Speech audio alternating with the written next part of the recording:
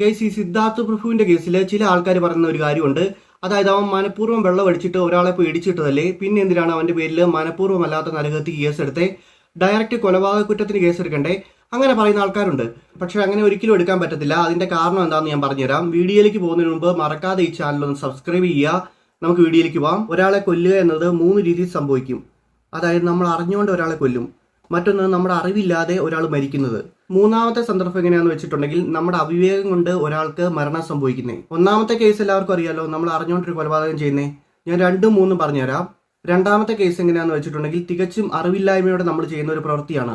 നമ്മൾ ഒരു കെട്ടിടത്തിന്റെ മണ്ടയിൽ നിൽക്കുമ്പോഴത്തേനും നമ്മുടെ കൈ തട്ടിയിട്ട് ഒരാൾ താഴേക്ക് വീഴുന്നത്, അത് നമ്മുടെ അറിവില്ലായ്മ കൊണ്ട് ഉണ്ടാകുന്ന ഒരു മരണമാണ്. പക്ഷെ അങ്ങനെയുള്ള മരണത്തിന് ശിക്ഷ കിട്ടിയേക്കാം. മൂന്നാമത്തെ കേസ് എങ്ങനെയാന്ന് പറയുകയാണെങ്കിൽ ആളുകൾ മരിക്കാൻ സാധ്യതയുണ്ട്, എന്നിട്ടും നമ്മൾ ആ പ്രവൃത്തിയിൽ ഏർപ്പെടുന്നു.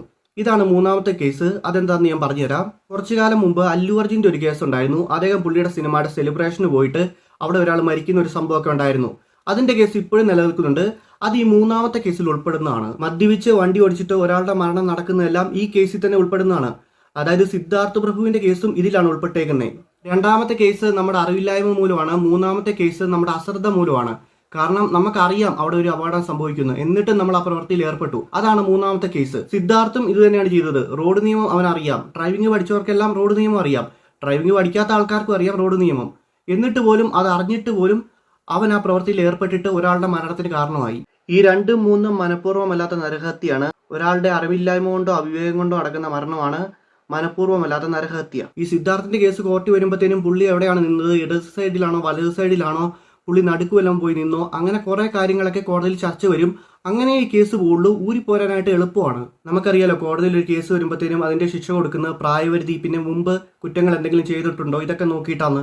സത്യം പറയുവാണെങ്കിൽ മരിച്ച ആൾക്കും അദ്ദേഹത്തിന്റെ കുടുംബത്തിനും പോയി, വേറെ ആർക്കും ഒന്നും സംഭവിക്കാനില്ല. ഇനി അവന് ശിക്ഷ കിട്ടിയില്ലെങ്കിൽ, അല്ലെങ്കിൽ ജാമ്യത്തിലാണെങ്കിൽ അവൻ ഉപ്പും മുളകിലേക്ക് വന്ന് അഭിനയിക്കുന്നതിന് ഒരു നിയമ തടസ്സവും ഇല്ല. കാരണം അവന്റെ ജോലിയാണ്, അത് അവന് ചെയ്യാം. അവനവന്റെ ജോലി ചെയ്യുന്നതിന് ഒരു തടസ്സവും ഇല്ല. പിന്നെ ആ കാര്യം തീരുമാനിക്കേണ്ടത് ഫ്ലവേഴ്സ് ടിവിയും ശ്രീകണ്ഠൻ നായരും ഒക്കെയാണ്. മാത്രമല്ല, ഇവൻ നന്നാകുന്ന എന്താണ് ഇത്ര ഉറപ്പ്? ഇവന് ശിക്ഷ കിട്ടിയില്ലെങ്കിൽ ഞാൻ ഒരാളെ കൊന്നു, എന്നിട്ട് ഞാൻ പുല്ലുപോലെ ഇറങ്ങി നടക്കുന്നു, എനിക്ക് ആരെയും ഭയക്കേണ്ട ആവശ്യമില്ല, ഇങ്ങനെയാണ് നമ്മുടെ നിയമം, ഞാൻ എന്ത് ചെയ്താലും എനിക്ക് പ്രശ്നം ഉണ്ടാകത്തില്ലെന്ന് പറഞ്ഞവൻ നടന്നാലോ? ഇവൻ അക്രമകാരിയായിരുന്നു. കാരണം അവിടെ വന്നിട്ട് നാട്ടുകാരെല്ലാം തെറി വിളിച്ച് അടിക്കാനൊക്കെ ചെന്നിരുന്നു. പോലീസ് സ്റ്റേഷനിൽ ചെന്നിട്ട് ഹോസ്പിറ്റലിൽ ചെന്നിട്ടും അവരെല്ലാം അടിക്കാൻ ചെന്നിരുന്നു. ഇവനെ കൈകാര്യം ചെയ്ത കുറെ ആൾക്കാരുണ്ടായിരുന്നു. പക്ഷെ ഇവന്റെ വണ്ടി നേരിട്ടിടിക്കുന്നത് കറക്റ്റായിട്ട് കണ്ട ഒരാളുണ്ട്. അയാളുടെ കുറെ വോയിസ് ക്ലിപ്പ് ഒക്കെ ഇറങ്ങിയിട്ടുണ്ടായിരുന്നു. അയാളുടെ മൊഴി പോലിരിക്കും ഇവന്റെ ശിക്ഷ. പിന്നെ ഇവന്റെ വക്കീല് സാക്ഷി പറയുന്ന ആളെ ശരിക്കും ക്രോസ് ചെയ്യും. മനക്കെട്ടിയില്ലാത്ത ഒരാളാണെങ്കിൽ ഉറപ്പായിട്ടും അവിടെ പെട്ടുപോകും. കാരണം ഇവർ രക്ഷപ്പെടുകയും ചെയ്യും. ദിലീപിന്റെ കേസ് നമ്മൾ കണ്ടാണ് മീഡിയ എല്ലാം പറഞ്ഞു ദിലീപിനെതിരെ ഒരുപാട് തെളിവുകളൊക്കെ ഉണ്ടെന്ന്. പക്ഷെ കോർട്ടിൽ ചെന്നപ്പോഴത്തേനും ഒരു തെളിവുകളും ഇല്ല. പിന്നെ എല്ലാവരും പറയുന്നുണ്ട് മൊഴി മാറ്റി പറഞ്ഞെന്ന്. മഞ്ജു വാര്യറും നടിയും വരെ മൊഴി മാറ്റി പറഞ്ഞിട്ടുണ്ട്. അത് നമ്മൾ കോർട്ട് റിപ്പോർട്ട് വന്നപ്പോഴാണ് കണ്ടത്. സിദ്ധാർത്ഥ് പ്രഭു മനഃപൂർവ്വം ചെയ്തൊരു കുറ്റമല്ല, അവന്റെ അവിവേകം കൊണ്ട് സംഭവിച്ചതാണ്. അതുകൊണ്ടാണ് മനഃപൂർവ്വമല്ലാത്ത നരഹത്യ കേസെടുത്തത്. കാരണം അപകടം സംഭവിക്കുമെന്ന് അവൻ അറിയായിരുന്നു. പക്ഷെ അപകടം ഉണ്ടാക്കണമെന്ന് അവൻ ആഗ്രഹിച്ചിരുന്നില്ല. ഈ മരിച്ച ആളുടെ കുടുംബത്തിന്റെ അവസ്ഥ വളരെ കഷ്ടമാണ്. അയാൾ കൊണ്ടിരുന്ന പൈസ കൊണ്ടാണ് ആ കുടുംബം മുഴുവൻ കഴിഞ്ഞിരുന്നത്. മക്കൾക്കാണെങ്കിൽ ജോലി ആയിട്ടില്ല, കൂടാതെ ഭാര്യയൊന്നും ജോലിക്ക് പോകുന്നില്ല. വീട്ടിൽ ഇയാളെ ലോട്ടറി വിറ്റ് കൊണ്ടുവരുന്ന പൈസ കൊണ്ടാണ് അവർ കഴിഞ്ഞിരുന്നത്.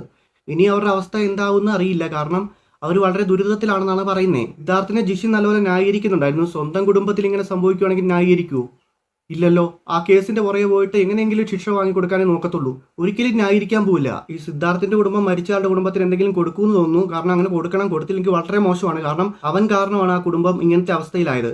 അതുകൊണ്ട് ഉറപ്പായിട്ടും എന്തെങ്കിലും കൊടുക്കണം. അവരെ തിരിഞ്ഞു നോക്കാതെ പോവുകയാണെങ്കിൽ മനുഷ്യന്റെ കോടതിയിൽ മാപ്പുണ്ടായിരിക്കും, ദൈവത്തിന്റെ കോടതിയിൽ ഒരിക്കലും മാപ്പ് കിട്ടത്തില്ല. ഗൈസ്, എനിക്ക് ഇത്രയൊക്കെ ഉള്ളൂ പറയാൻ. വീഡിയോ ഇഷ്ടപ്പെട്ടെങ്കിൽ ലൈക്ക് ചെയ്യുക, സബ്സ്ക്രൈബ് ചെയ്യുക.